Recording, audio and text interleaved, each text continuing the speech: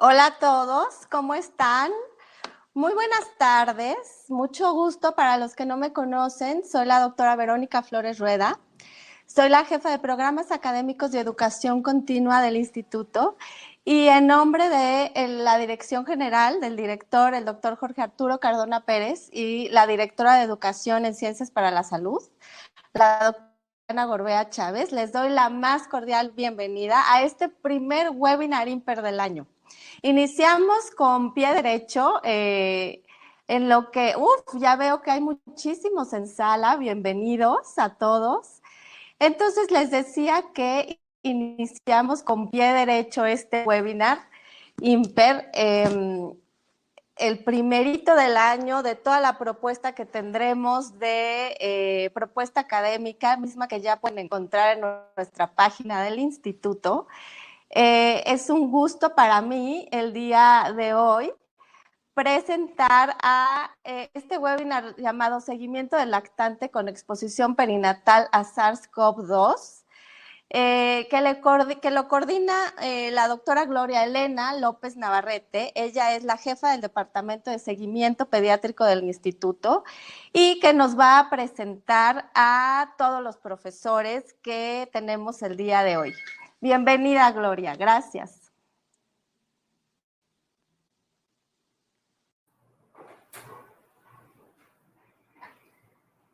¿Qué tal? Muy buenas tardes. Es un gusto enorme para mí abrir con este webinar el ciclo académico del 2021, en el que describiremos lo que ha sido tan solo el inicio de nuestra contribución al estudio de la repercusión de la pandemia por COVID-19 en los bebés y los niños de nuestro instituto.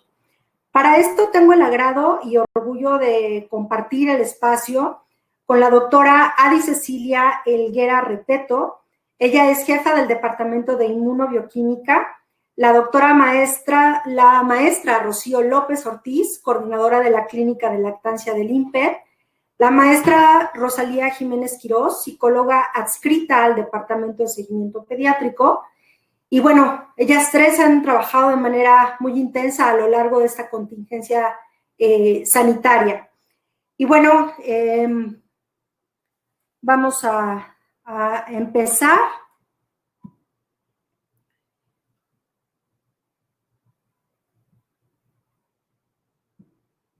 Son tan amables de... exactamente. Muchas gracias.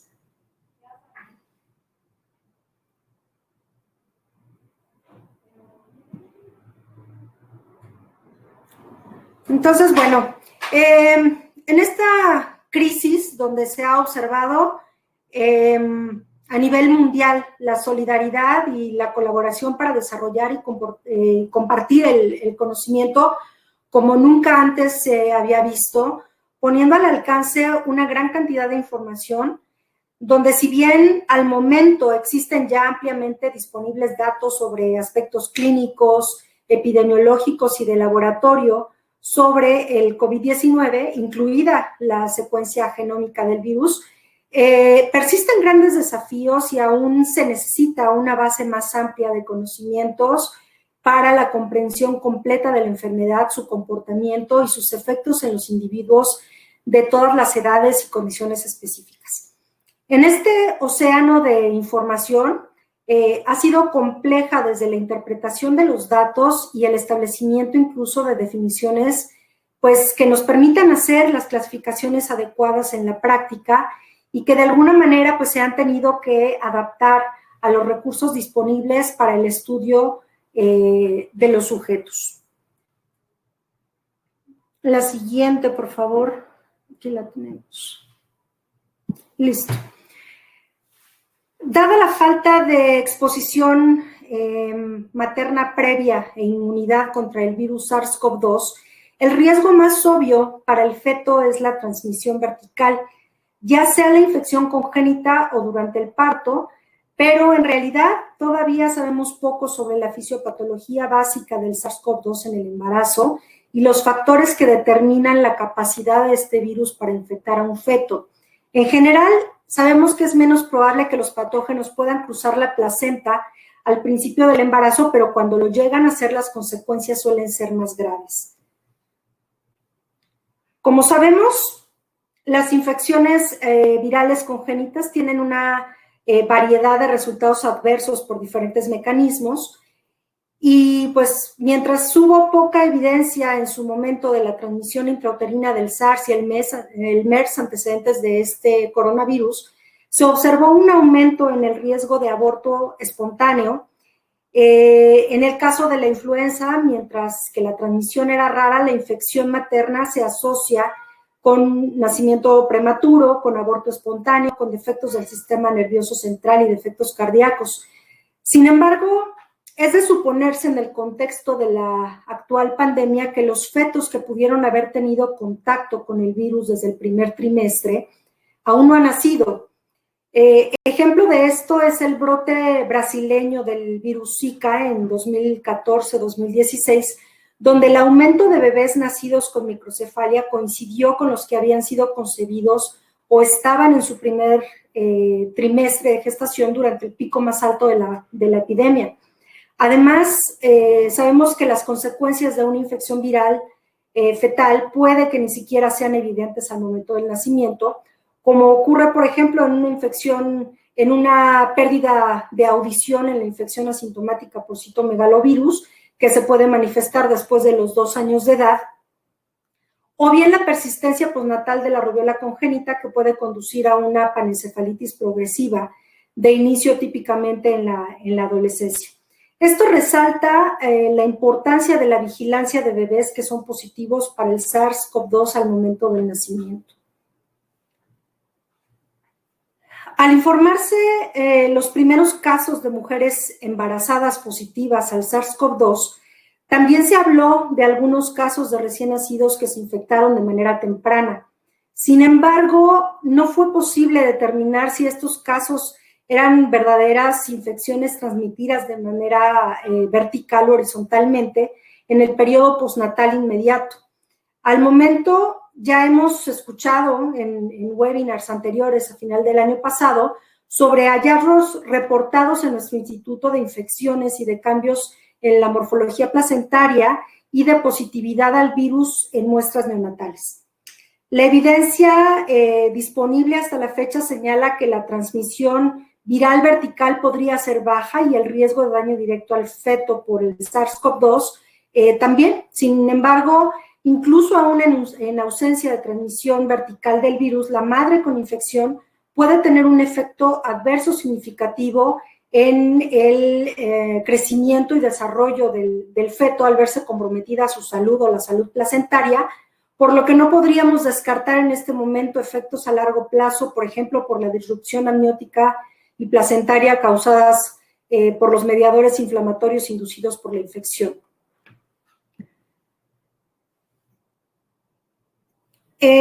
Asimismo, los efectos indirectos de la pandemia pues cuentan también el impacto de la limitación en los servicios de salud y las modificaciones en los hábitos de las embarazadas, los cambios en la dinámica familiar, pues son motivo de preocupación, pero particularmente los efectos resultantes de todo el estrés que viven actualmente las madres sobre el cerebro en desarrollo de estos bebés, que puede tener impactos perjudiciales de por vida a esta generación de niños, aumentando sus riesgos para la salud mental, los trastornos cognitivos y el comportamiento en etapas posteriores de su vida.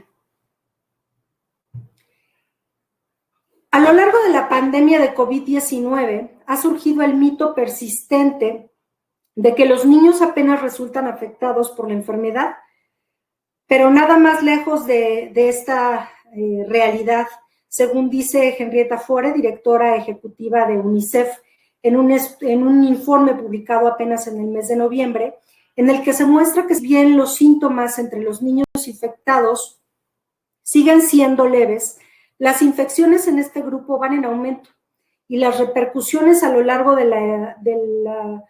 plazo de la educación, la salud, la nutrición, el bienestar en general de toda una generación y jóvenes puede cambiar sus vidas.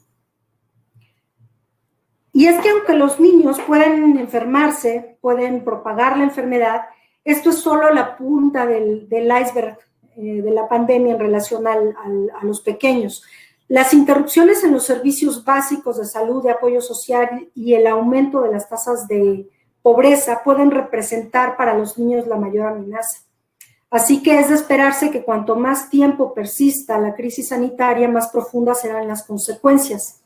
Se habla que en este informe, una tercera parte de los países que fueron analizados registraron ya una reducción de al menos el 10% de la cobertura de una serie de servicios de salud, como son la aplicación sistemática de las vacunas, la atención ambulatoria de las enfermedades infecciosas y la salud materna.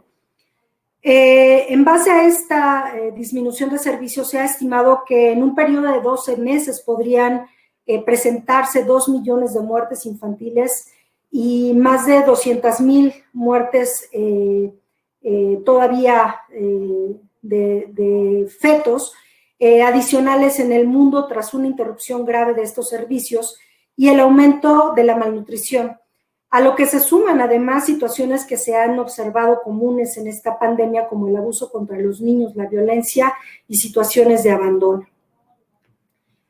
Así que bueno, pues tenemos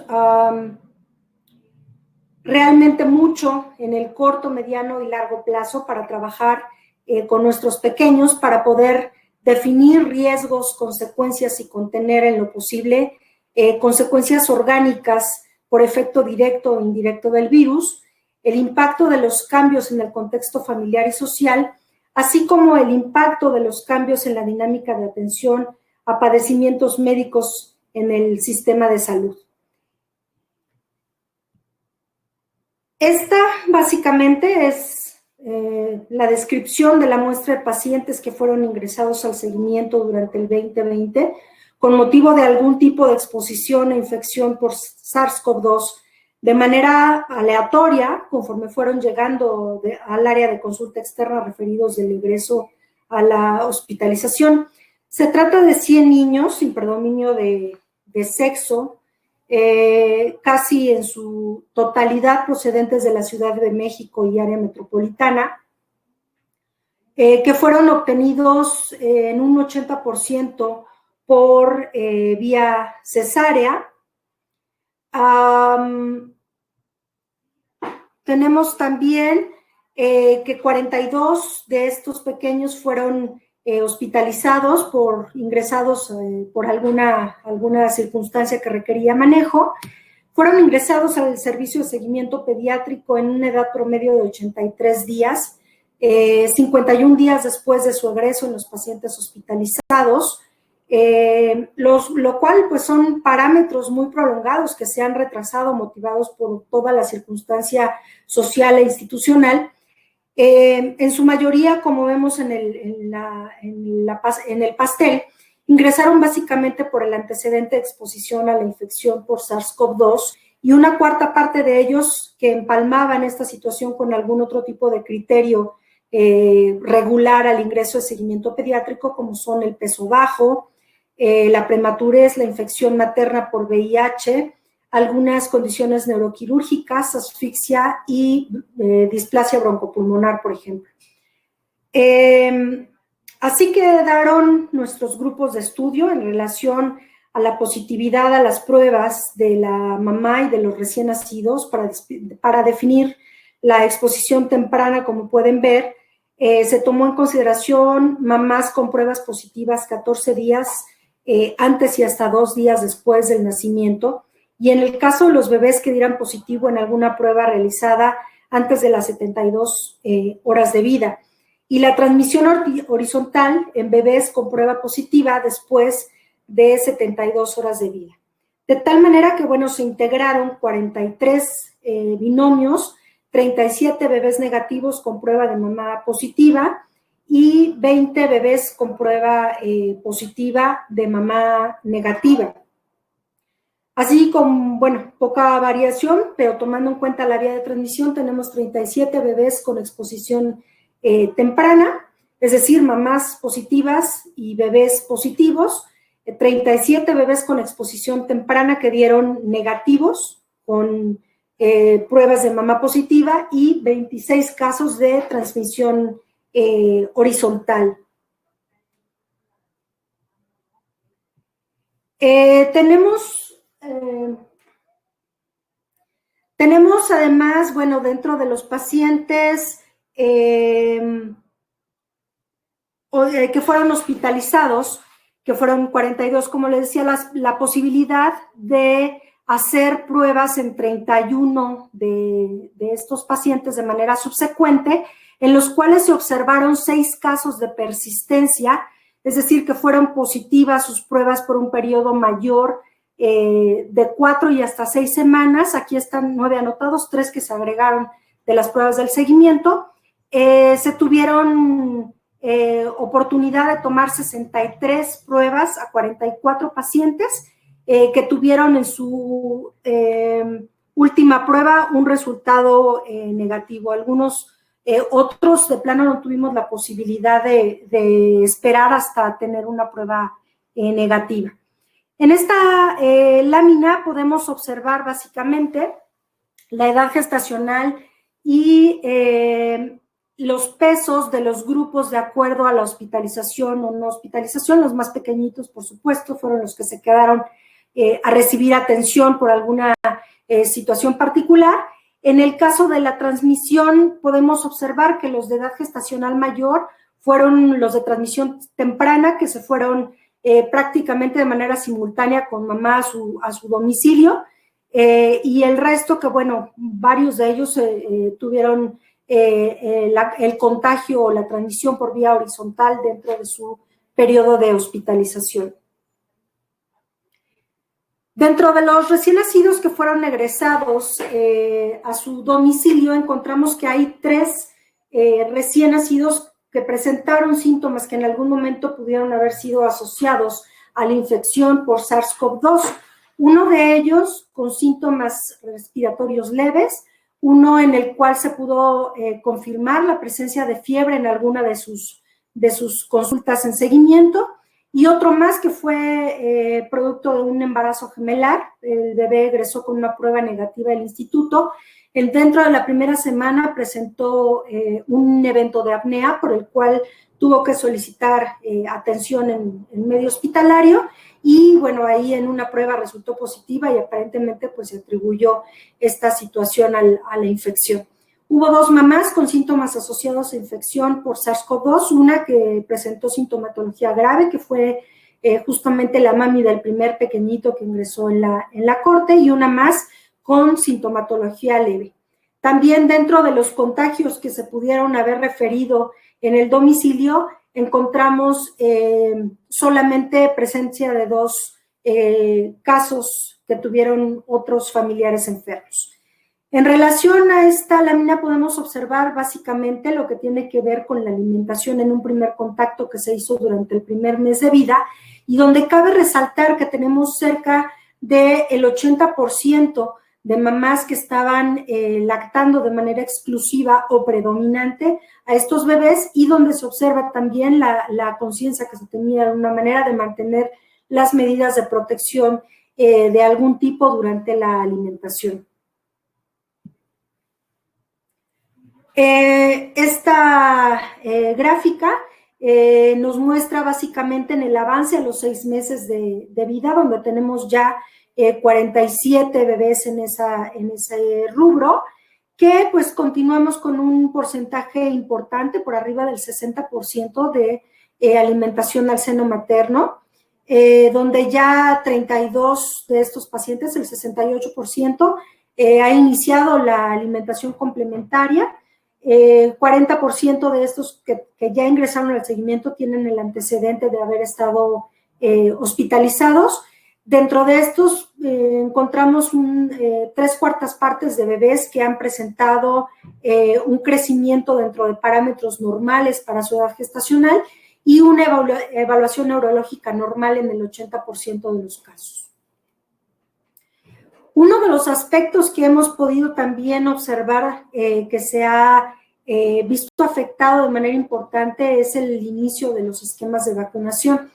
En ese primer contacto, donde pues hablábamos con las mamás en el primer mes de vida, encontramos que el 93% de los casos tenían esquemas de vacunación incompletos o nulos, Aquí podemos observar algunos de los motivos por los cuales no se había dado de manera adecuada, pero pues llama más la atención que a los 6 meses justo de estos pacientes que tenemos ya captados en esta edad, pues el esquema de vacunación sigue manteniéndose con reporte incompleto en el 92% de los pacientes, mucho de ello, claro, a expensas de esas primeras vacunas que no se pudieron aplicar en su momento.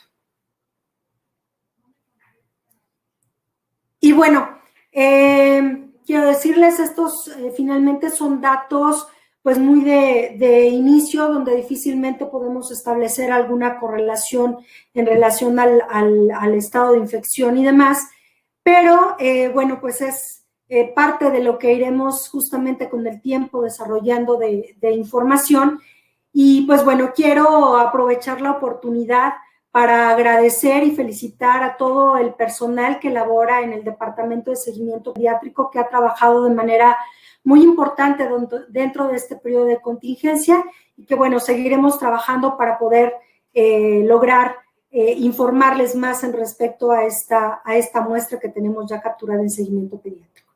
Y pues bueno, voy a dar con esto cierre a mi presentación y dar paso a la plática de la doctora Cecilia Helguera en relación a la contagiosidad y la generación de inmunidad en los lactantes del Instituto Nacional de Perinatología. Muchas gracias.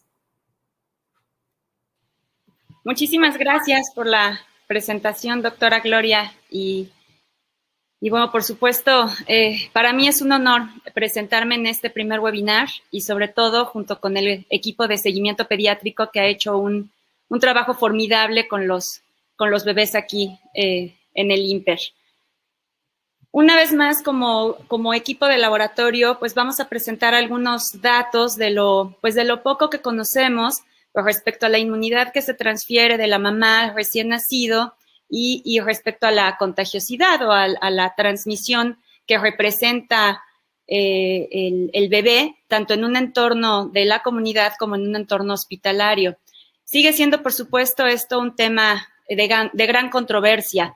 La inmunidad, incluso para el adulto, pues todavía tenemos algunas dudas sobre la duración en cuanto a la respuesta, por ejemplo, de anticuerpos. Pues sabemos que los anticuerpos neutralizantes de clase IgG pues pueden durar, pues en algunas publicaciones nos dicen que 2 meses y van en decremento, algunas otras dicen que duran más de 6 meses. Entonces, pues a lo largo de este año de pandemia hemos aprendido mucho y pues no nos queda más que guiarnos en lo que se está haciendo en diferentes países, en diferentes grupos de investigación, los datos que se están sacando y pues las recomendaciones, pues tanto de la OMS como del CDC para pues tomar decisiones, sin dejar de lado, por supuesto, la experiencia que cada instituto tiene. Entonces, pues yo quisiera, por supuesto, comenzar esta presentación. Denme aquí en las diapositivas.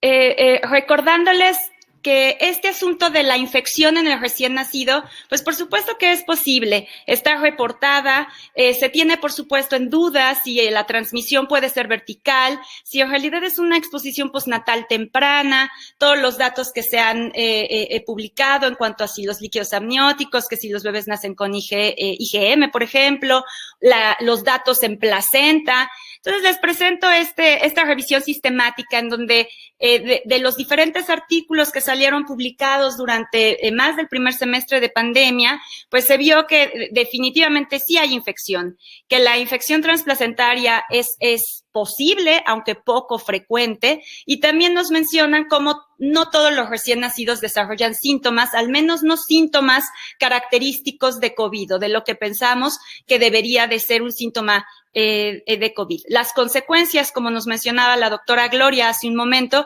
pues serán las que tendremos que ir evaluando a lo largo de los años y del desarrollo pediátrico, puesto que no hay que dejar de lado que estos niños estuvieron en contacto con el virus en algún momento de su desarrollo.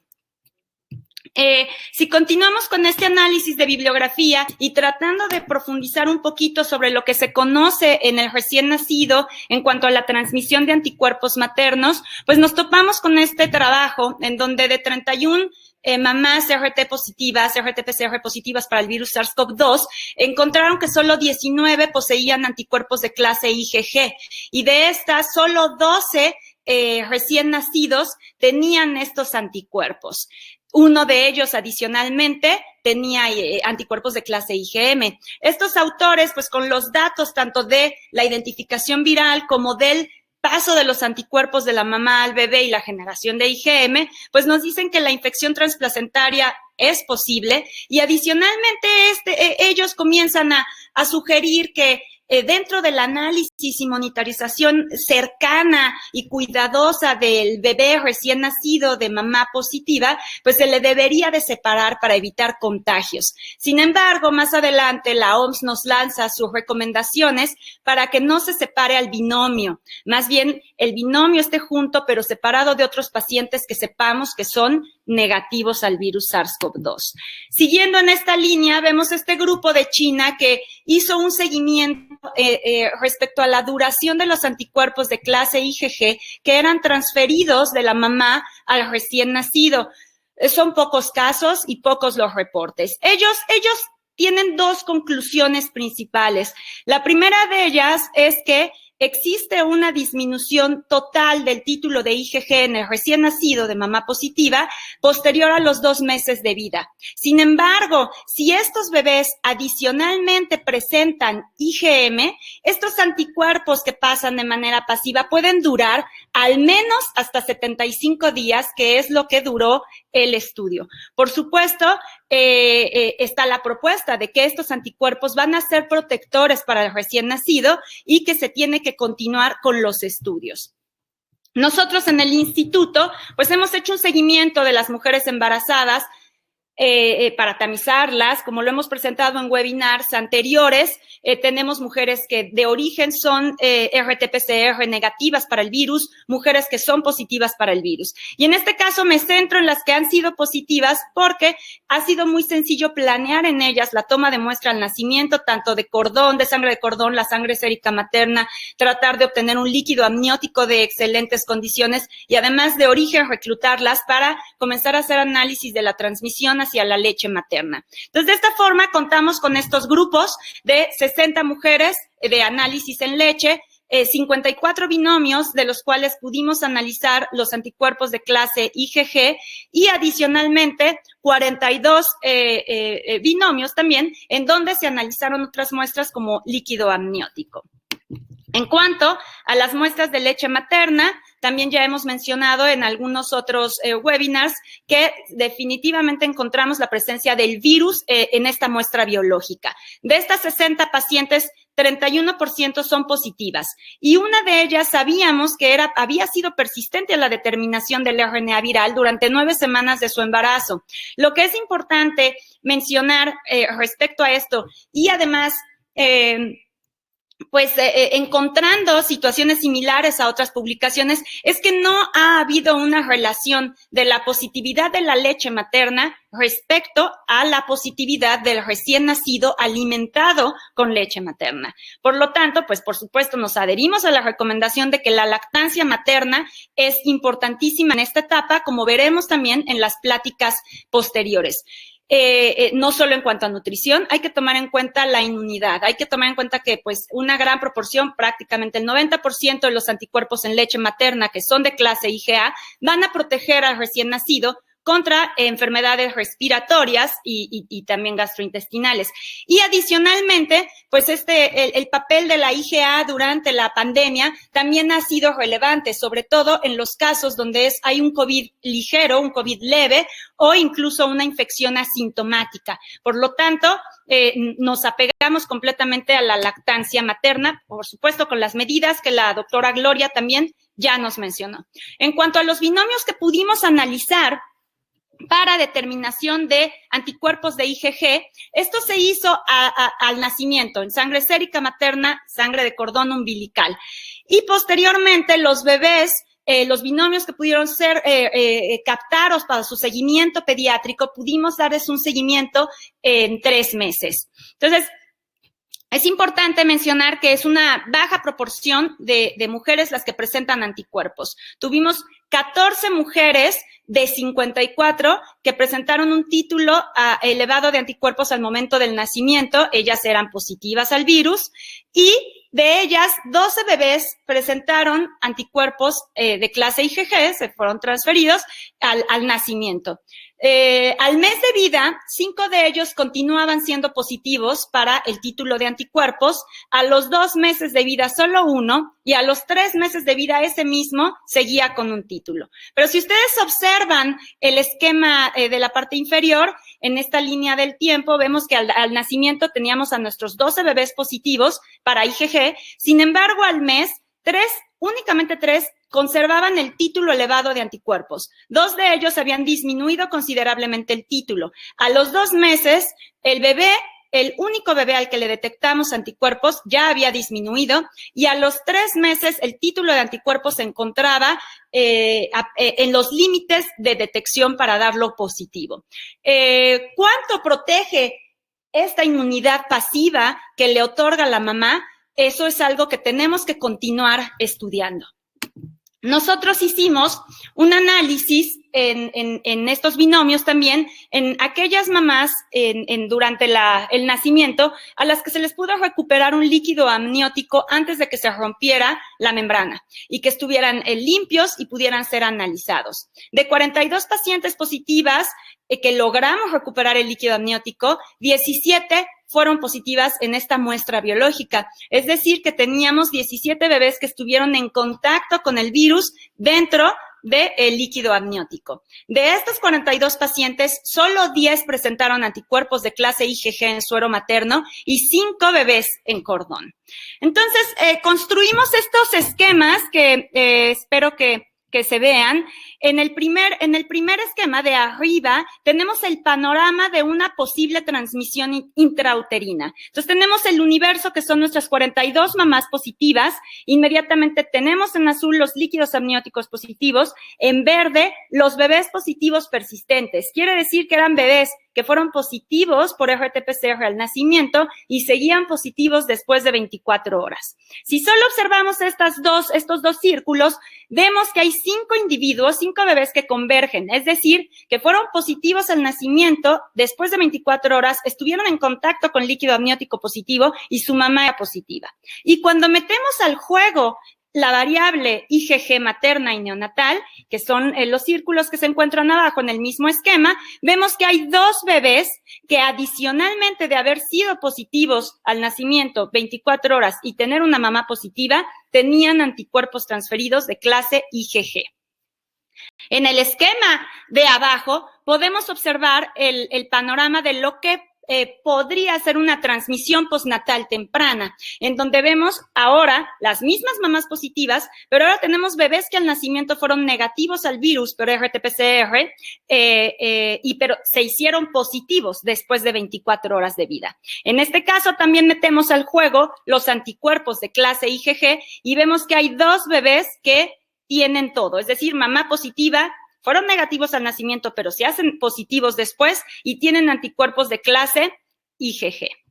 Lo que podemos decir del análisis de esta población tan pequeña que tenemos analizada y seguida es que estos 4 bebés que tienen anticuerpos, a pesar de haber sido positivos, no desarrollaron una patología respiratoria que uno pudiera considerar que es COVID. Entonces, nos hacemos la pregunta, ¿existe protección por anticuerpos maternos? En realidad no la podemos solucionar. ¿Son los anticuerpos los que están ayudando o también es parte de esta respuesta de inmunotolerancia que ha sido perfectamente descrita en el neonato y en el paciente pediátrico que evita que un exceso de respuesta inflamatoria genere una enfermedad severa? Entonces, todo esto vamos a tener que seguir investigando y tenemos que durante todo este tiempo seguir generando datos. Otra pregunta que nos hacemos, ¿por qué en nuestras pacientes adultas es tan baja la proporción de individuos que seroconvierten? Bien, la OMS en sus últimos informes y la CDC nos lanza recomendaciones respecto a la mujer embarazada. Si bien la mujer embarazada clásicamente no desarrolla una enfermedad severa, la realidad es que sí tiene complicaciones importantes. ¿Y por qué? Una paciente con síntomas leves o asintomática, no podemos encontrarle necesariamente anticuerpos, pues tenemos que seguir, de clase IgG, tenemos que seguir investigando en el tema.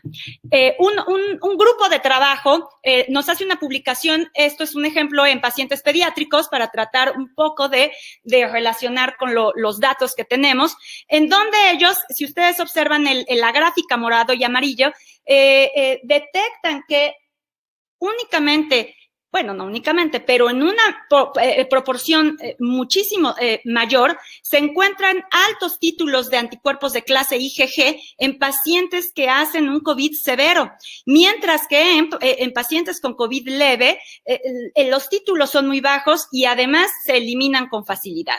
Otra situación que estos autores hacen es comparar la carga viral del niño pediátrico, del paciente pediátrico, contra la carga viral de los adultos. Con estos estudios, ellos concluyen que el riesgo de transmisión en niños asintomáticos o con síntomas ligeros es exactamente el mismo que lo que ocurriría en adultos.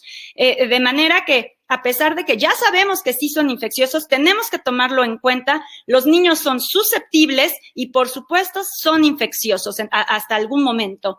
Y, por supuesto, también nos vienen a confirmar la historia de que la seroconversión incrementa con síntomas severos de enfermedad. Como ya estamos viendo todo esto y nos estamos dirigiendo un poco hacia la contagiosidad, pues vemos lo que sabemos que se ha ido publicando y lo tenemos perfectamente masticado, y en las recomendaciones internacionales el virus puede detectarse en una muestra nasofaringea hasta por 63 días de inicio de síntomas. Esto no quiere decir que un individuo sea infeccioso, sin embargo sí tenemos que tomar mucho en cuenta a los asintomáticos, pero de esta publicación en particular quisiera que viéramos que al hacer la detección en diferentes muestras biológicas, este grupo de autores determina que la transmisión fecal oral sí puede ocurrir, y esto es de relevancia sobre todo en el paciente neonatal y paciente pediátrico, en donde durante el proceso de limpieza y cambiado se generan aerosoles, y si no se desecha también todo el material en un lugar adecuado, pues puede generar un impacto en la transmisión hacia el cuidador o hacia la persona de salud, así como a la gente que tenga alrededor. Además de que en heces la eliminación del virus parece ser tardía. Otro grupo de autores también nos ha mencionado que el hisopo rectal en recién nacidos, en infantes, es de vital importancia, aunque los trabajos que han sido publicados son escasos. Nosotros en el instituto llevamos haciendo el hisopado rectal desde mayo y definitivamente sabemos que si no lo hiciéramos, perderíamos a más del 40% de individuos positivos que sí pueden representar una problemática, al menos dentro del instituto y para sus cuidadores. La carga viral no es útil en predicción clínica, lo sabemos, y algo muy importante que nos arrojan este grupo de autores trabajando en diferentes unidades e institutos en Boston, es que valores menores a 1000 copias por mililitro del virus se consideran de bajo riesgo de transmisión. No es nulo, es bajo riesgo, y se debe de tomar en cuenta siempre la exposición que tengan con otros individuos inmunocomprometidos. Por supuesto, todo individuo, independientemente de la carga viral, que tenga síntomas respiratorios como tos o flujo nasal, deben de seguirse considerando sospechosos. Nosotros analizamos, en el caso de nuestros neonatos, las cargas virales. Las cargas virales son bajas. Si ustedes observan en esta gráfica, los CTs que tenemos en la mayor cantidad de bebés van del 33 al 36. Quiere decir que vamos de 100 a 300 copias de RNA por mililitro. No alcanzamos las 1000 para decir que pudiéramos tener un alto riesgo. Es decir, estos bebés son de bajo riesgo de contagio. Y vemos una muy baja proporción de bebés de CTs 30-31 que ya alcanzan hasta las 1220 copias, que podríamos pensar que son los bebés que pudieran representar un mayor problema para la transmisión del virus. Sin embargo, si hacemos caso de la indicación respecto a la susceptibilidad de individuos con los que convive, pues podemos ver varios escenarios. Si bien vemos, como nos dijo la doctora Gloria, durante el seguimiento pediátrico, solo se obtuvo un caso de un bebé positivo en donde uno de los cuidadores se hace positivo. Sin embargo, fue el bebé el que lo contagió o se contagió en la comunidad.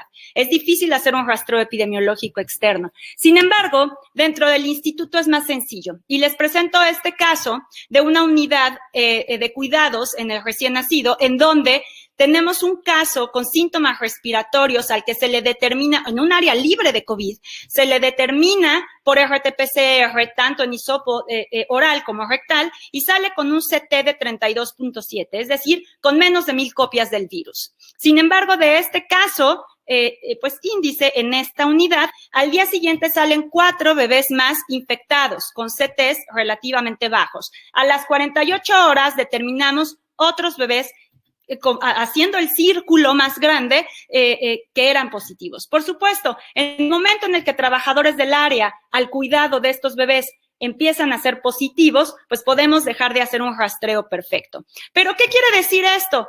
Que tenemos muchas preguntas. Número 1, necesitamos saber el papel que tiene la inmunidad pasiva transferida por la mamá al bebé para este virus en particular. Número 2, el contagio. Si bien sabemos que quizás un CT bajo no va a ser de un problema importante en la comunidad, sabemos que si se encuentran con un hospedero susceptible, inmunocomprometido, una carga viral así de bajita puede causar un problema. Entonces, esto lo vemos en el ámbito hospitalario y, bueno, en la comunidad quizás no sean los papás, quizás sean los abuelos.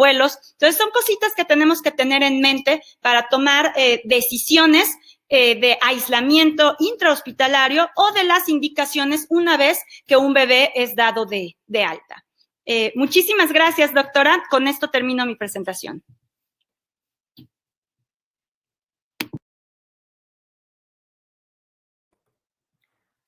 Muchas gracias, Ceci. Datos muy interesantes y, bueno, algunos comentarios ya respondiendo algunas de las preguntas que están haciendo. Pero bueno, vamos a dejar todo para el final. Vamos a dar paso a la maestra Rocío López con la experiencia de lactancia que se ha tenido durante la pandemia. Gracias, maestra Rocío. Gracias, doctora Gloria, por la invitación para compartir con la audiencia que hoy nos hace favor de acompañarnos en este primer webinar del año académico 2021. El trabajo que hemos hecho en el Instituto Nacional de Perinatología a través de la Coordinación de Educación para la Salud, implementando un programa de seguimiento telefónico para continuar con el trabajo de lactancia materna durante la contingencia sanitaria por COVID-19.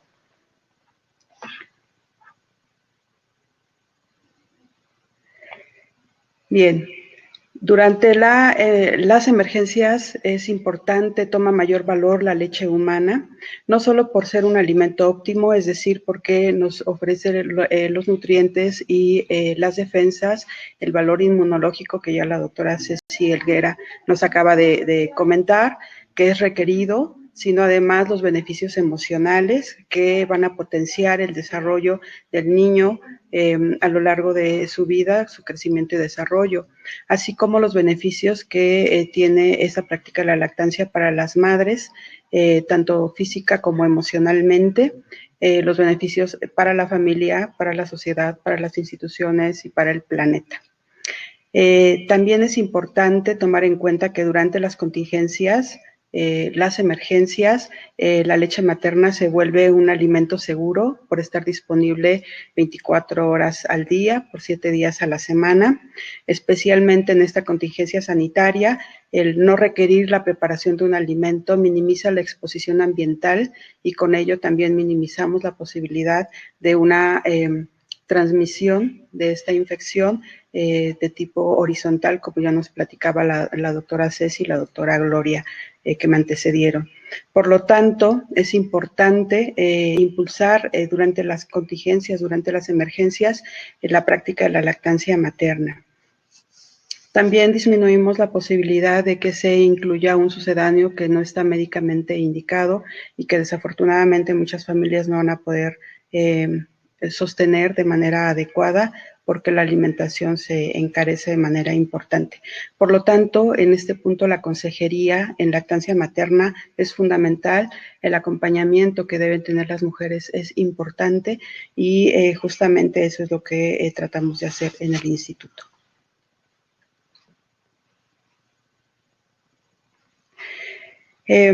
Durante los 13 meses que han transcurrido a partir de esa primera notificación que hizo la Organización Mundial de la Salud con el primer brote de la enfermedad por COVID-19 en Wuhan, China, y hasta el día de hoy no hemos encontrado ningún organismo, ninguna asociación que haya recomendado alguna limitación de la práctica de la lactancia materna. Y bueno, con lo que acabamos de escuchar en la presentación de la doctora Cecilia, pues tenemos todavía muchos más elementos a partir de la experiencia que ha reunido el instituto en este tema.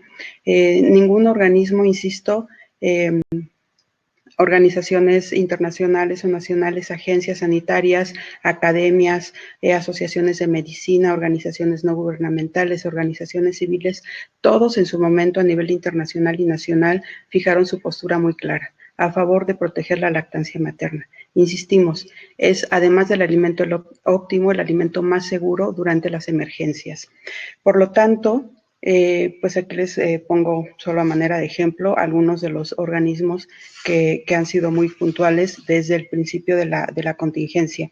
Y a nivel nacional, pues tenemos la publicación que emitió la Secretaría de Salud a nivel federal y el lineamiento técnico que emitió en su momento el Instituto Nacional de Perinatología y que se han ido actualizando en la medida que hay mayor información disponible sobre el tema. Bien, la asesoría de lactancia materna desafortunadamente no es un tema que se pueda abordar con sana distancia. Tenemos que estar acompañando muy de cerca a la mamá, sobre todo al momento del nacimiento, en la sala de nacimiento, en la sala de recuperación, en alojamiento conjunto. Así que vaya primero un reconocimiento a todo el personal de salud que se encuentra en las áreas COVID del instituto y en las áreas COVID de todas las instituciones que a pesar de esta contingencia han seguido trabajando para promover la lactancia materna en todos estos espacios donde se puede trabajar con las madres y con los neonatos. El INPER, como todos saben, es una institución que está nominada como Hospital Amigo del Niño y de la Niña, y esto afortunadamente frente a esta contingencia nos permitió seguir trabajando con lactancia materna en los binomios sanos y en los binomios COVID, mientras había un poco más de información, pues se trató de no modificar los 10 pasos y 3 anexos que integran esta iniciativa con el objetivo de seguir promoviendo la lactancia materna. Desde la clínica de lactancia, desafortunadamente tuvimos que cerrar por un periodo la atención presencial por esta contingencia. Sin embargo, trasladamos mucho del trabajo que se hacía a través del programa de seguimiento telefónico para binomios sanos inicialmente y después para binomios COVID. Me explico. Nos dividimos el trabajo y se decidió que los médicos tratantes de alojamiento conjunto harían el seguimiento telefónico de varias situaciones con los binomios COVID, incluidos las preguntas que tenían que ver con el tema de lactancia. Y si se detectaba algún problema, entonces harían el contacto con clínica de lactancia para, desde nuestro grupo, poder hacer el acompañamiento necesario. Durante las primeras semanas de enero de este año, hemos realizado una serie de llamadas telefónicas a un grupo importante de binomios, que es el trabajo que ahora les voy a presentar, para explorar cómo ha transcurrido su lactancia desde el nacimiento, con los primeros casos que tuvimos a partir de finales de marzo y hasta julio, que es la muestra que ahora presentamos y que vamos a compartir con todos ustedes.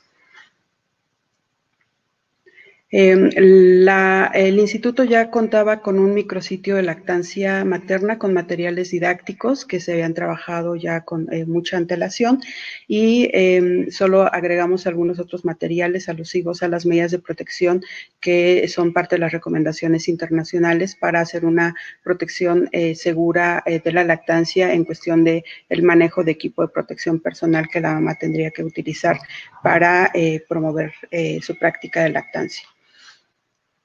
Bien, ya comentaba que la muestra es de marzo a julio. En este periodo tuvimos 172 binomios. De estos 172 binomios, 145 fueron localizados. Solo 2 rechazaron la intervención, 145 aceptaron contestar la entrevista y 25 no fueron localizados. La edad de estas madres va en un rango de 17 a 43 años. 51 mamás, el primer embarazo fue pues, el que se resolvió en ese momento. Para 44 era su segundo embarazo. 83 madres resolvieron su embarazo actual por vía vaginal y 37 por cesárea. El diagnóstico más frecuente fue preeclampsia y eclampsia, además del diagnóstico de COVID, por supuesto. Respecto al recién nacido, a los recién nacidos, decía yo que los mayores nacimientos ocurrieron a partir del periodo de mayo a julio. Entre marzo y abril tuvimos 9 binomios COVID. 105 recién nacidos fueron clasificados como recién nacidos a término, 90 con un peso de entre 2.500 y 3.500 gramos, 142 con una APGAR de 7 a 10 y una estancia hospitalaria en 105 casos que fue en alojamiento conjunto. Como pueden ver, tuvimos un promedio de 63 mamás positivas, 25 bebés positivos y 57 binomios, ambos positivos.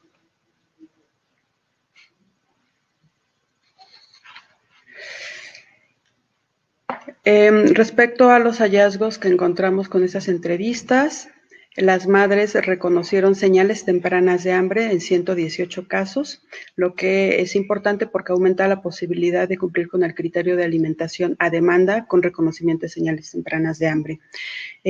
Para los criterios de postura, posición, agarre y succión, encontramos que fueron correctos en 105, 106 y 116 binomios, como pueden observar. Con respecto a las condiciones de la madre, en relación al vaciamiento adecuado y mamas blandas después de la alimentación, encontramos que en 118 y 114 casos respectivamente fue correcto, y 123 madres alimentaron durante la noche y madrugada, elemento que también es importante porque eso nos garantiza tener una estimulación constante e ir aumentando la producción de leche en función de las necesidades para el bebé. Con respecto al criterio de forma del pezón, que es la última columna que podemos ver del segundo recuadro de condición de la madre, esto se refiere a una pregunta que es un candado, nos permite explorar que hay un buen agarre cuando le preguntamos a la mamá que nos describa cómo observa el pezón cuando es retirado el bebé que ha concluido esa toma. Nos debe describir que está elongado, ¿no? Y que está redondeado. Si nos describe otra forma del pezón cuando termina la tetada, pues entonces podemos también insistir en el tema de agarre porque seguramente pues hay un mal agarre y hay un riesgo importante de lesiones. Recordemos que las lesiones es una de las causas para abandonar lactancia de manera temprana o prematura. Respecto a la alimentación segura, 115 madres reportaron haber amamantado cada 2 horas promedio. Esto es importante porque la recomendación es alimentar de 10 a 12 veces en 24 horas promedio.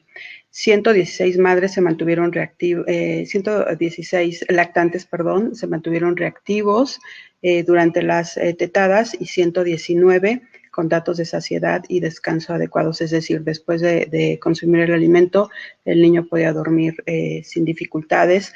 No son de esos bebés que están demandando constantemente comer, que están muy inquietos, ansiosos, muy irritables, que pueden ser datos que nos deben llamar la atención, quizá por alguna alimentación que no está siendo adecuada. Y 123 con cambio de pañal frecuente, 6 veces en promedio, que es la última columna que se refiere a hidratación, con características de las micciones normales. Con relación a las señales de hambre, señales de alarma, perdón, de los datos reportados destaca las lesiones del complejo pezón-areola, que eso se presentaron en 27 casos, y en 29 casos se percibió por parte de la madre falta de confianza y baja producción de leche. Esto es importante porque también las encuestas nacionales de salud y nutrición han insistido en cuáles son las principales causas de abandono de la lactancia, y entre ellas se encuentra esta falta de confianza, la falta de percepción de baja producción de leche, lo que las lleva a demandar la introducción de un sucedáneo mientras pueden tener más cantidad de leche, y bueno, pues evidentemente esto no funciona así. En la medida que el bebé empieza a tomar un sucedáneo, pues va a disminuir el número de tetadas y el número de estimulación hasta que vaya disminuyendo el flujo de leche por falta de estímulo y no por que la mamá no tenga la capacidad de producir la leche que su bebé necesita.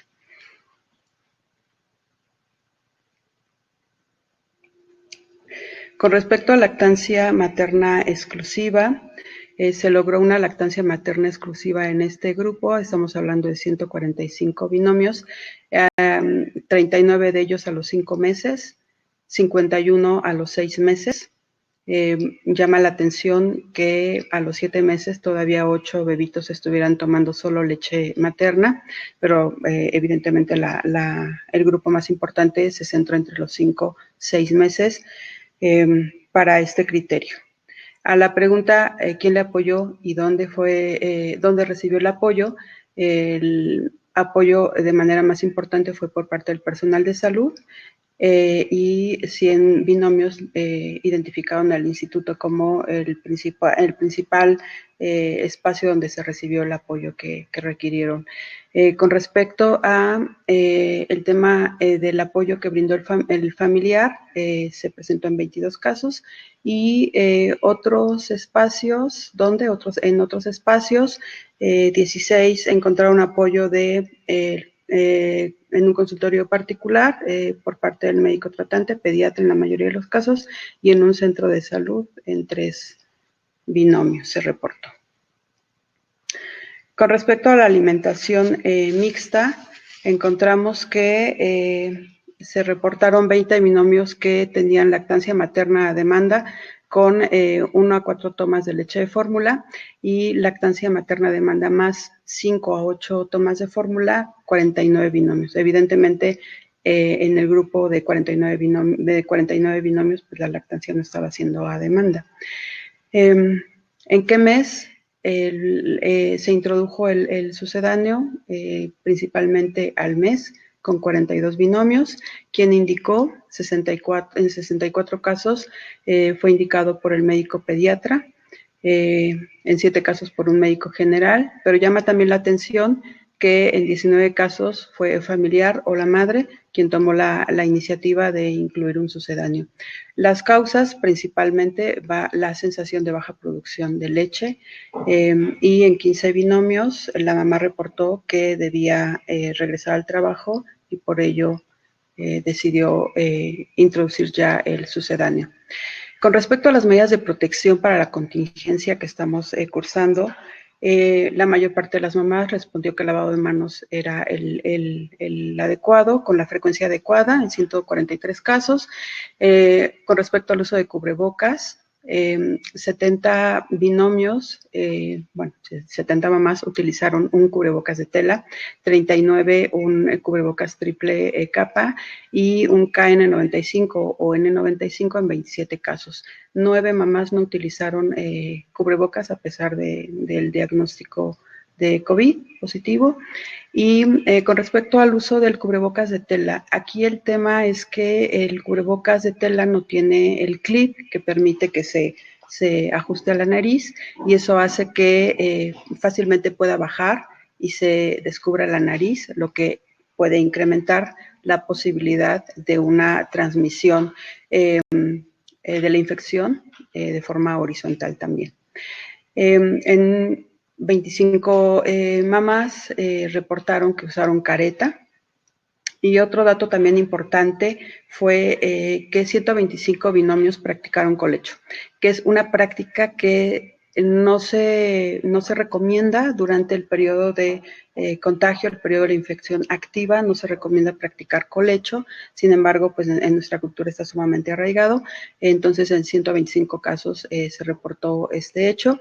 Y cohabitación, practicaron mamá en cama y bebé en su cuna, en 50 casos la cuna pegada a la cama sin una barrera de protección. Las recomendaciones internacionales es que el bebé esté a 1.8 metros de distancia de la cama al bebé, ahí se han cerrado las cifras a 1.5 o 2 metros, pero bueno, vemos que en nuestra población 50 binomios no cumplieron con este criterio. Con respecto a la introducción de alimentos sólidos, semisólidos y suaves, 117 binomios ya estaban en ese proceso con los lactantes. También aquí hay que tomar en cuenta que nuestra muestra está constituida por bebés que apenas están cumpliendo 6-7 meses de edad.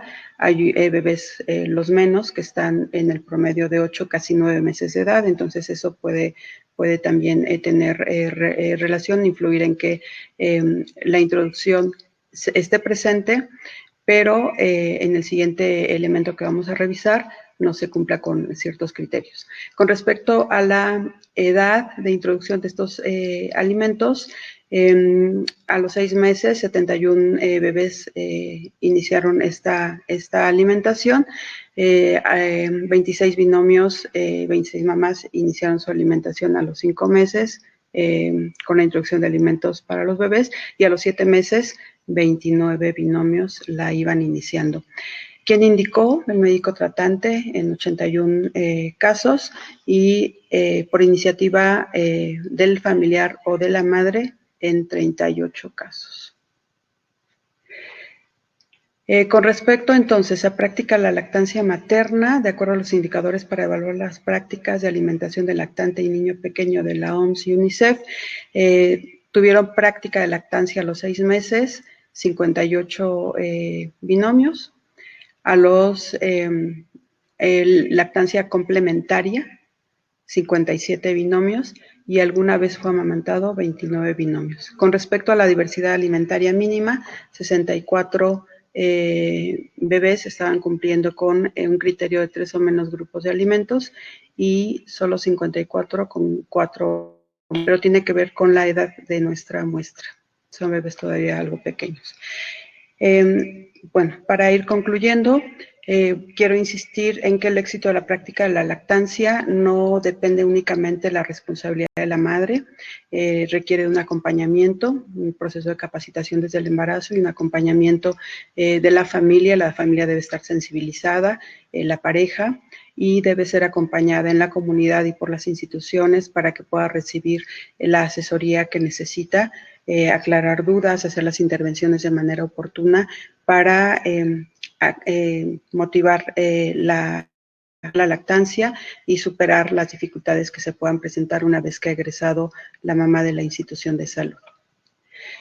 Se ha demostrado que las instituciones que están nominadas o que están preparando para la nominación a través de la iniciativa Hospital Amigo del Niño, al exponer a la embarazada y a la madre al mayor número de pasos, tiene más probabilidades de mejorar la duración de la lactancia.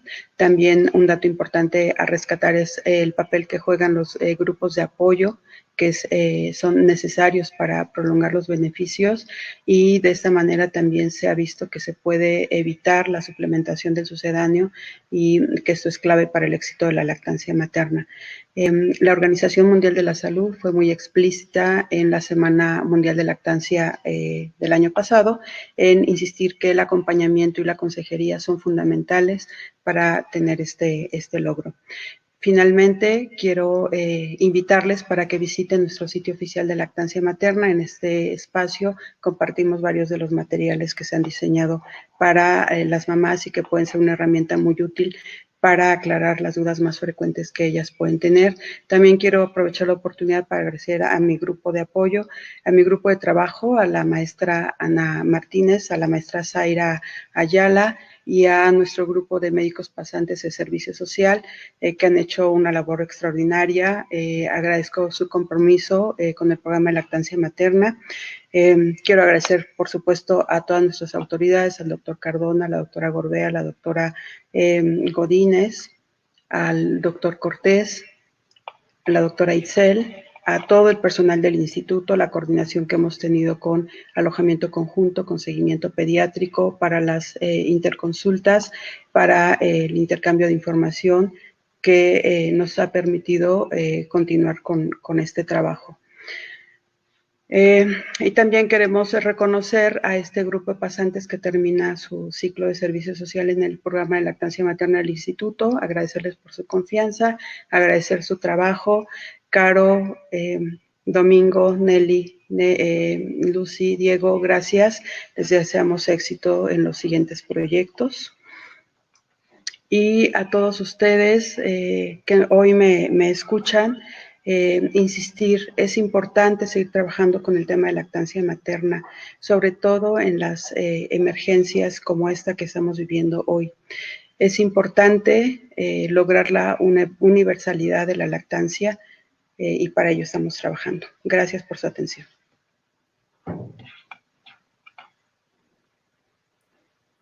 Muchas gracias, maestra Rocío. Y bueno, para terminar, le cedo la palabra a la maestra Rosalía Jiménez Quirós, que nos va a hablar de cosas muy importantes y muy interesantes en relación a los niños que ya tenemos en seguimiento pediátrico hoy día. Gracias, Rosalía. Adelante. Muchas gracias, doctora. Quiero agradecer a todos los que están participando, todos los que están conectados, agradecer también al equipo de seguimiento pediátrico, a los doctores que estuvieron participando en este trabajo y principalmente agradecer a los niños y las familias de seguimiento pediátrico, que sin ellos no podríamos estar dando esta información.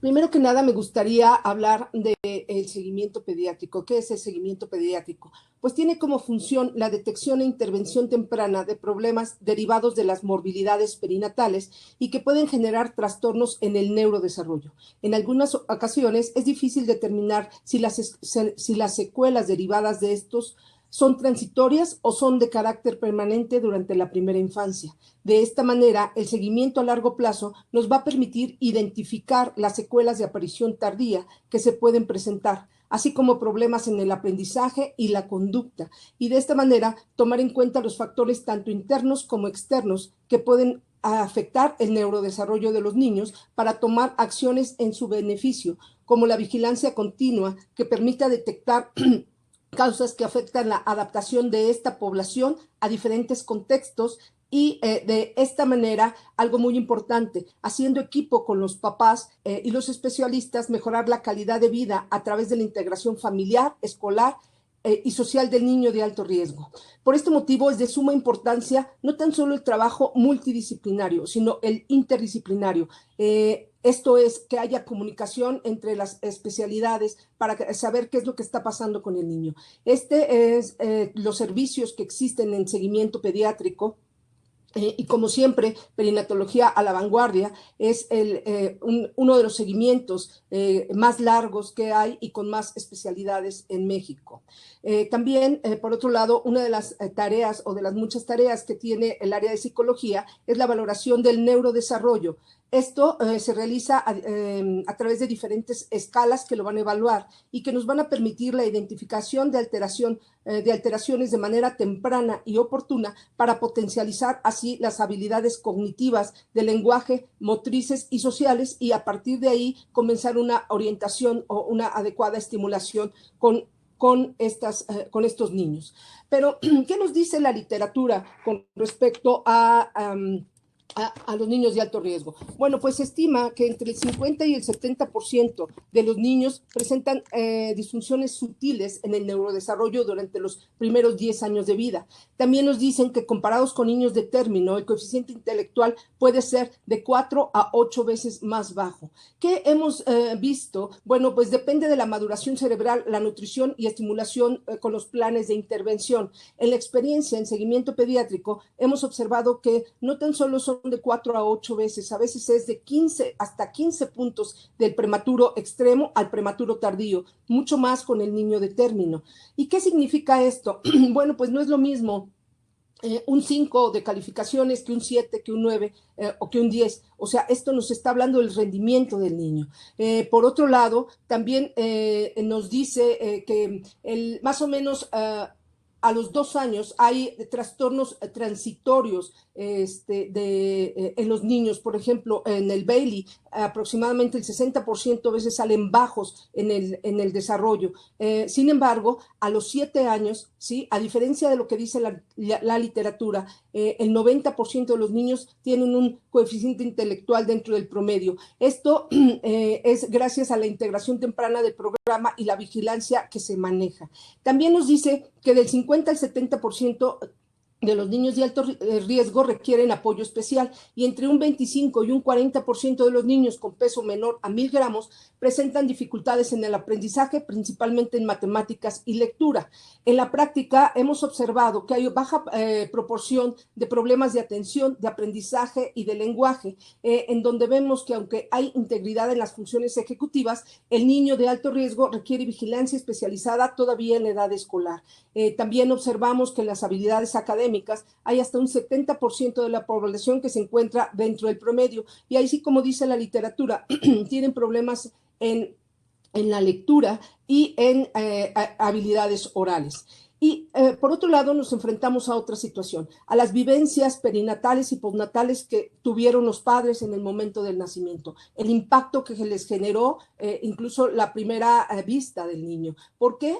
Porque esto les genera mucha ansiedad por el tiempo de hospitalización, que a veces duran hasta meses hospitalizados, por la percepción de vulnerabilidad, les genera mucha ansiedad y temor, primero por la mortalidad del niño y posteriormente por secuelas neurológicas que puedan tener. Entonces se genera algo que se llama síndrome del niño vulnerable. ¿Y qué es esto? Bueno, pues así como se ve en la imagen, es como si quisieran tenerlo en una burbuja de cristal, que nada lo toque, que nada... que no le pase nada. Y esto nos vamos a enfrentar a mucha sobreprotección en los padres, a estilos y prácticas de crianza muy particulares para estos niños. Entonces es importante tomarlo en cuenta, porque esto va a generar distorsiones cognitivas, a veces la percepción del mismo niño de que es vulnerable, y esto va a reforzar problemas de comportamiento en esta población. Pero y entonces, si nosotros observamos, la pandemia del COVID-19 ha generado una situación de emergencia sanitaria a nivel mundial con serias implicaciones en diferentes ámbitos, como son los económicos, sociales, de salud física y mental, que repercuten en la vida cotidiana de las personas. Este escenario ha resultado especialmente complejo, bueno, para todas las familias, pero especialmente para los niños que han tenido que estar o permanecer en sus hogares por un largo periodo de tiempo. ¿Y esto qué genera? Bueno, pues genera incertidumbre, genera estrés, impaciencia, sentimientos de soledad, se sienten como aislados, dificultad para compatibilizar en el cuidado de los niños con el trabajo y con las tareas constantes. En el establecimiento de límites vamos a entender que esta población tiene como característica la sobreprotección y la dificultad de establecer límites claros. Entonces van a surgir una serie de alteraciones en la dinámica familiar por el cambio de rutinas, por malos entendidos, por las implicaciones económicas que esto genera, el miedo que hay de contagiarse de situaciones que están pasando, y van a tener dificultad para mantener la calma. la seguridad, principalmente porque todos los días son noticias de muertes, de situaciones que se están presentando. Entonces, esto va a romper las rutinas y va a haber una dificultad en el control de las emociones y de los comportamientos de los niños, principalmente en esta población que hay mucha sobreprotección. Entonces, se tienen que enfrentar a una nueva realidad en la dinámica familiar. Ante esto, ¿qué estuvimos haciendo? Bueno, pues cuando observamos esto, empezamos a asesorar y dar apoyo psicológico sobre la crianza, sobre el neurodesarrollo y sobre las alteraciones que se están presentando en la familia, así como brindar una información adecuada sobre el desarrollo. Y posteriormente se les aplicaron una encuesta a los padres para saber cómo están viviendo todo el confinamiento, toda esta situación sanitaria que se está viviendo. Y cuando se requirió, pues si los niños salen de casa, 57.1% dicen que parcialmente. ¿A qué salen de casa? El 91.4% nos dicen que a necesidades esenciales como trabajo.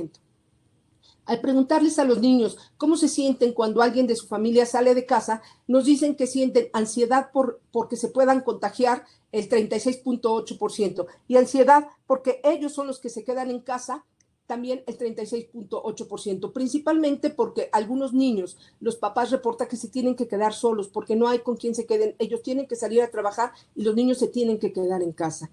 Que el 77.1% nos dice que no ha habido contagios ni muertes cercanas en la familia nuclear. Sin embargo, sí han tenido pérdidas. Por ejemplo, fallecimientos de la familia extensa, primos, tíos que no viven con ellos es el 20%.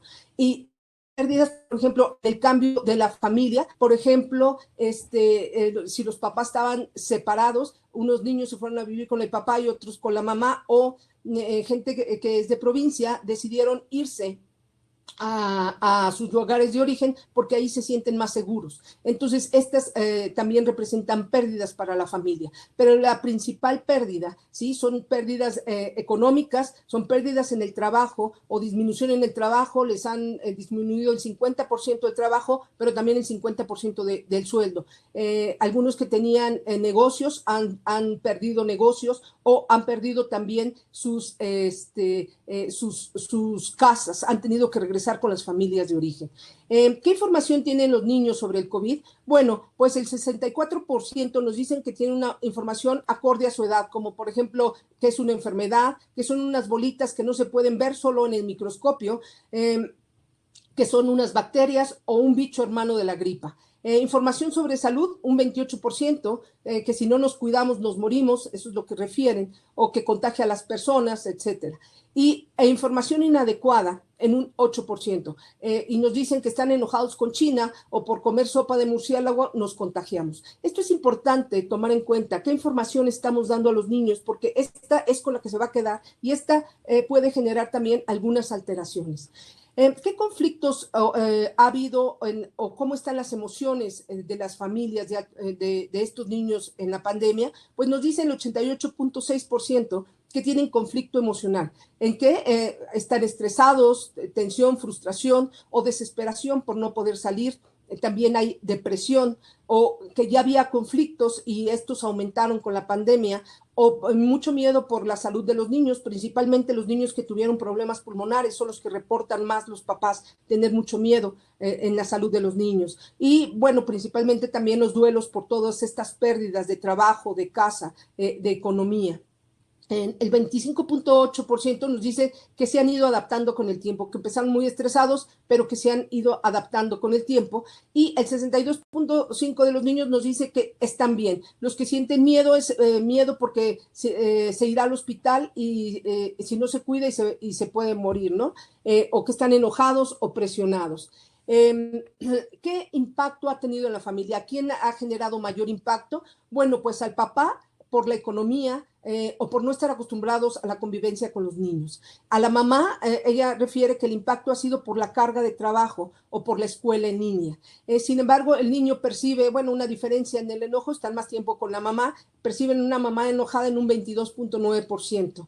Que los niños han sido los que han estado como más impactados en la pandemia, ha sido un 22.9% por el confinamiento, o por las clases en línea, o porque no conviven por temor a contagiarse. Por eso es tan importante la información que se les brinda a los niños, porque después ellos pueden distorsionarla, o por estar en los videojuegos, que esto es algo que ha estado aumentando de manera importante, como toda la situación de los videojuegos en los niños. En un 20% el niño se percibe enojado por no poder salir, por estar confinado. ¿Qué cambios negativos ha habido en la familia? Bueno, pues principalmente en los problemas, en los hábitos diarios, que se incrementaron los conflictos ya existentes, en el problema de control de la conducta. Volvemos al mismo punto. Los niños de alto riesgo, de repente cuesta trabajo el establecimiento de límites, cuesta trabajo el control de la conducta por esta situación de las secuelas emocionales en los papás. Y en este momento, bueno, pues están todos juntos y entonces genera como mayor conflicto. También la depresión por la división de las familias o las pérdidas que han tenido, ¿sí? Y el 40% percibe a toda la familia enojada. En cuestión de la violencia, nos dicen que ya existía, ¿sí? Que no se incrementó con la situación del confinamiento, sin embargo ya existía y bueno, se sigue manifestando. ¿Qué conductas han percibido o se están presentando en los niños? Bueno, sin conflicto nos dicen un 25.7% que están más felices, que sin cambio o que son más conscientes, y que con el tiempo ha habido más problemas de conducta, el 82.9%. Nos dicen que están más berrinchudos, más intolerantes, más enojados o con llanto constante. ¿Sí? También como ha estado como más inseguros, ahora buscan más la aprobación de la mamá o no se les puede desaparecer porque entonces corren inmediatamente detrás de ella, están más dependientes o más retraídos. Otra de las cosas es que dicen las mamás que se les olvida todo. En cuestión de la escuela, no quieren hacer la tarea o no quieren levantarse a las clases o no quieren convivir, ya sea por miedo o por estar pendiente del videojuego. También en los niños más pequeños se incrementó el problema, bueno, las mamás los perciben como mucho más hiperactivos. Incluso comentan que si abren la puerta, los niños pequeños se salen corriendo porque ya se sienten desesperados. Y los más grandes, pues solo quieren ver la televisión y se han incrementado los problemas de conducta. También el conflicto con la autoridad los perciben más desobedientes o que quieren imponer su voluntad o más rebeldes. Y también se ha presentado un menor porcentaje de problemas de neurodermatitis por la ansiedad que están viviendo los niños. ¿Cómo perciben los niños a sus papás o a la familia? Bueno, en un 72.2% nos dicen que están enojados, que se enoja mucho o que grita o que pega o que avienta cosas, me regaña, me deja solo o hace berrinches o solamente que se estresa. ¿Y qué hacen los niños ante esta situación que observan de la familia? Bueno, pues ellos refieren que se protegen o que corren o que hacen travesuras o que solo ven lo que está pasando y se van o juegan y ven la tele o me enojo y hago berrinche o me pongo triste. En el 33.3% también dicen que se apoyan en la familia, que se van con los hermanos o que buscan al papá o a la mamá para sentirse como más cómodos. ¿Qué impacto ha tenido en la estructura familiar? Bueno, pues como lo habíamos comentado, el 54.3% nos dice que se flexibilizaron los hábitos, los límites, los horarios de sueño y vigilia y la alimentación. Por ejemplo, en un 20% nos dicen que ha incrementado la ingesta de alimentación, ya sea por ansiedad de los niños, ¿sí? O por ocio. Quieren estar comiendo casi todo el día. Y se incrementó bastante el sedentarismo por el incremento en los juegos de video, en la televisión, en el teléfono o cosas así, independientemente de los horarios de la escuela. ¿Qué ha pasado con los conflictos de la escuela en línea? Bueno, pues la mamá nos dice que el mayor conflicto ha sido aprender a trabajar en línea y el 43.3% nos dice que combinar la escuela con el trabajo y realizar acciones de maestra. Ellas refieren que todo el día hay que estar con el niño para que ponga atención, para que le entienda y hay que combinarlo con las tareas de casa y luego hay que mandar las tareas constantemente y también a veces lo tienen que combinar con su trabajo. Entonces, esto les estresa mucho, de tal manera que ellas se autoperciben con irritabilidad con el niño por el método de enseñanza en un 72%. Ellas consideran que han aumentado un 72% la irritabilidad de ellos, o sea, menos tolerancia que tienen con el niño. Y el 20% nos dicen que se han ido adaptando con el tiempo. ¿Cuál es la percepción de los niños en cuestión de la escuela en línea? Nos dicen que el 69.6% se sienten positivos y adaptados y el 55% tienen conflicto con el método de enseñanza. Dicen, por ejemplo, que no alcanzan a escribir o que no le entienden o que se cansan, les duele la cabeza. Y hay que tomar en cuenta algo. A veces cuando estamos trabajando en línea nos damos cuenta que es en el teléfono en donde trabajan. Entonces a veces toman clases en el teléfono. A veces, por ejemplo, cuando damos consulta no logran tener la plataforma, el Zoom o el Skype, y entonces la tenemos que dar por WhatsApp. Entonces esto es importante tomar en cuenta porque, bueno, hacen grandes esfuerzos también para que los niños estén en la escuela y esto también es cansado. El 40% de los niños dicen extrañar la escuela y a sus amigos y el 25% dicen que es mucho conflicto por estar encerrados. Entonces, ¿qué podemos observar en estas familias? Bueno, pues nos reportan cambios importantes en la dinámica familiar y están en el proceso de generar recursos suficientes para el afrontamiento enfocado a la solución de problemas, a la adaptación y el manejo de conductas y emociones en la familia. También se observa una mayor tendencia al sedentarismo. Esto lo podemos observar en todas las actividades motoras o en todo lo que estamos evaluando a nivel motor. Por ejemplo, en los niños más grandes, el área de abstracción visual ha estado bajando a diferencia de las valoraciones anteriores, o en los pequeños el índice de desarrollo psicomotor ha estado más alterado a diferencia de otras valoraciones. Es por esto que se está promoviendo la construcción y mantenimiento de rutinas con los niños para ayudar al neurodesarrollo y asimismo a la organización, a la orientación y a los procesos escolares y laborales para poderlos combinar, ¿sí? También a su vez la estimulación para optimizar la estructura en la familia. También es importante continuar brindando contención a las emociones que han impactado a la vida familiar para afrontar el periodo de aislamiento y exista mayor flexibilidad en las prácticas de crianza, porque vamos a entender que los niños, generalmente la población es con sobreprotección, y ahora que se combina toda la familia extensa, los hermanos, entonces esto genera mucho mayor tensión en las mamás, y entonces es como hay mucha ambivalencia, de repente te sobreprotejo y de repente te exijo mucho, entonces por eso esta irritabilidad de los papás. Entonces esto es importante, ¿por qué? Porque tenemos que reforzar y validar las herramientas y logros que han obtenido hasta ahora estas familias. Están tratando de hacer todo lo posible para tener estabilidad, para que los niños estén aprovechando la escuela, para todo esto, y es importante que se reconozca todos los logros que están teniendo, así como aprovechar las redes sociales de manera productiva. Esto que es, a veces se sienten aislados, y es como promover que que se acerquen a la familia sin necesidad de que estén, de que los visiten o cosas así, sino que estén en comunicación con ellos para que sea se sientan en menos soledad. Y también establecer nuevas normas en la estructura familiar ante esta nueva realidad y poder apoyar a estas familias a una mejor adaptación. Termino esta presentación con la imagen de todo el equipo de seguimiento pediátrico, ¿sí? En donde estamos trabajando para que estas familias estén mejor adaptadas y el neurodesarrollo continúe estando de la mejor manera posible. Muchas gracias. Gracias, Rosalía. Bueno, tenemos varias preguntas. No sé si quisieran abrir sus camaritas. Creo que no vamos a tener como mucha alternativa en tiempo, pero bueno, sí me gustaría que viéramos por aquí algunas. Déjenme abrir donde tenemos aquí las preguntas.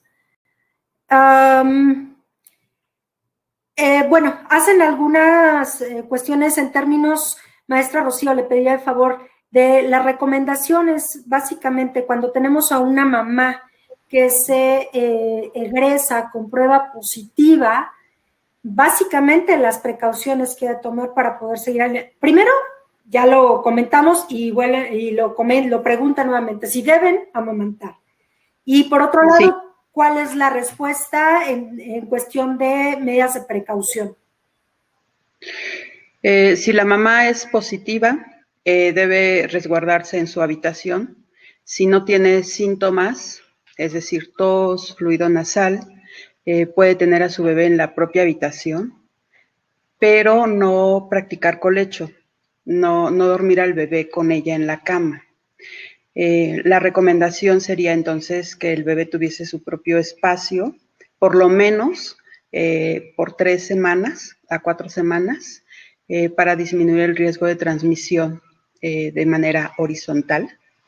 Y si no es posible tener esta distancia, entonces colocar algo que funcione como un biombo, una barrera física, que le permita tener al bebé cerca, atenderlo, pero que también tenga como esta protección.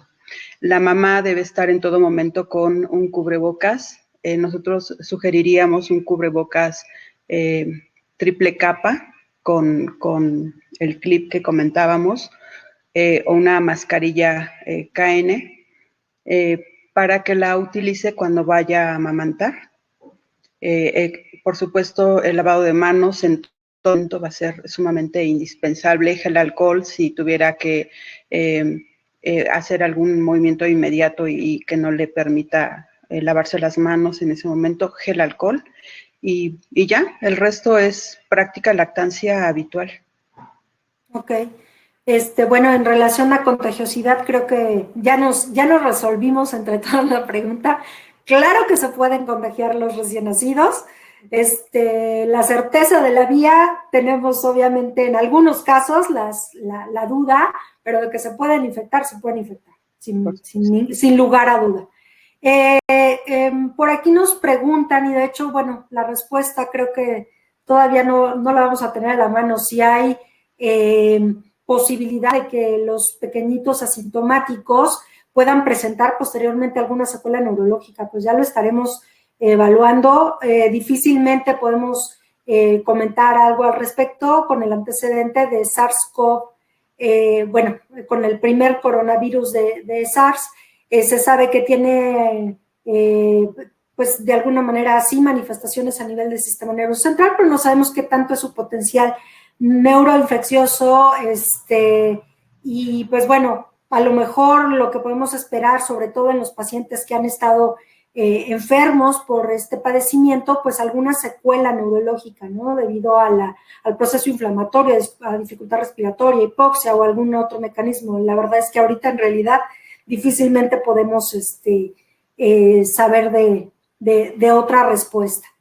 Y bueno, en relación a la vacunación, pues no me quisiera yo quedar con las preguntas. No sé, Ceci, si tú sepas algo en relación a la aplicación de la vacuna y la cuestión de la lactancia, el embarazo. En realidad no tenemos estudios ni cosas concluyentes, ¿no?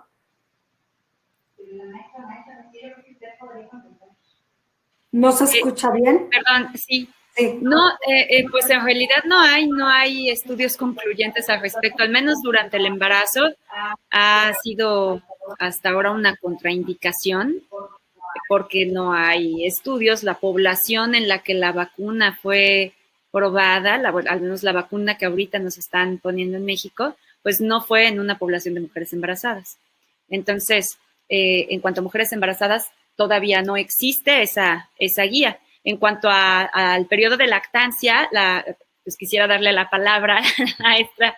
Sí, ella yo creo que podría contestar perfecto la pregunta. Gracias, doctora Ceci. Doctora Gloria, pues no hay contraindicación en una mujer que está amamantando, se puede vacunar. No está dentro de los lineamientos que emite la Secretaría de Salud como causa que contraindique la lactancia. Evidentemente, como dice la doctora Ceci, pues habrá que documentar esto con un mayor número de casos, pero hasta el momento no hay ninguna contraindicación. Si son de las afortunadas de poderse vacunar, pues háganlo. Ok. Bueno, pues por obviedad de tiempo, hay algunas preguntas que creo que se fueron resolviendo poco a poco a lo largo de las siguientes pláticas. Por ahí digo, hay alguna por aquí que no tiene mucho ya que ver con el asunto. Rosalía, nada más, ¿qué escala de desarrollo utilizan para la evaluación de seguimiento de estos chiquitos? la escala de desarrollo Bailey y la escala de inteligencia Stanford Binet cuarta edición. Vamos próximamente a empezar a aplicar la quinta edición y también la escala de desarrollo Bailey 3. Así que bueno, en algún tiempo tendremos algún hallazgo de todo lo que podamos obtener a partir de estas pruebas y a partir de lo que vamos a seguir trabajando, por supuesto, en todas las áreas, en todos los espacios de oportunidad dentro del instituto, que bueno, somos realmente afortunados de tener este grupo de pacientes tan especiales para poder trabajar y para poder estudiar en ellos. Y pues bueno, para cerrar, agradecerles a las tres la aceptación a participar en este grupo, con tantas cosas tan interesantes y que evidentemente pues abren la puerta para muchísimas más, así que por aquí nos seguiremos viendo. Gracias a las tres, gracias a las poco más de 1,200 personas que estuvieron asistentes a este webinar, se los agradecemos muchísimo y pues bueno, les digo que tuvimos visitas de toda la República, de algunos sitios en Latinoamérica. Recuerden que los webinars que generan constancia son aquellos que tienen puntaje o aval o reconocimiento, como es el caso. Les va a llegar a su correo, al que pusieron ahí en su registro durante los próximos 30 días hábiles y se otorga pues a los que cumplieron y estuvieron por aquí escuchándonos el 80% del tiempo. Este webinar lo van a poder encontrar a partir del día de mañana en el canal de YouTube del instituto y en la página de Facebook. Y bueno, por favor síganos en las redes sociales y por favor en toda la oferta académica que está propuesta para este año 2021, que será sin duda muy interesante. Gracias a todos, que tengan muy buena tarde y pues nos vemos por aquí muy pronto.